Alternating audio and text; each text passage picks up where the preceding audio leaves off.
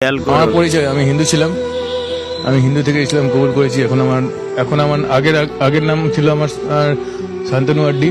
আমার বাবা হিন্দু ছিল, আমার মাও হিন্দু ছিল। কিন্তু যখন থেকে আমি ইসলাম কবুল করেছি, যেদিন আমি ইসলাম কবুল করেছি তার একদিন আগে আমি আমার মাকে ইসলাম কবুল করেছি। যাদবপুর সাইডে একটা জায়গায় আমি কাজ করতে গিয়েছিলাম। তো প্রায় 22 জন মিলে আমাকে ধরেছিল।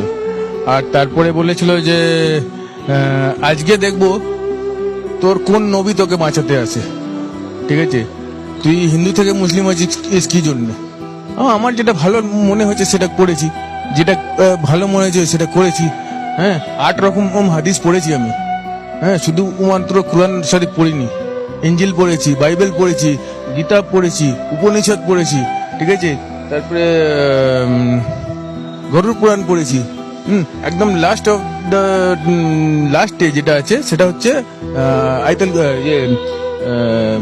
কোরআনে পাক পড়েছি।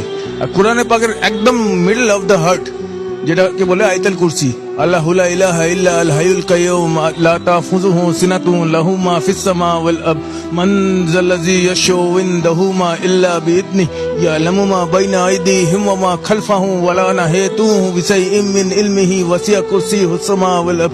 এই টোটাল মানেটা না অনেক কিছু আছে, এটা অনেক লোক বুঝতে চায় না। আরে মানুষের সৃষ্টি কি করেছে? বাঁদর তোর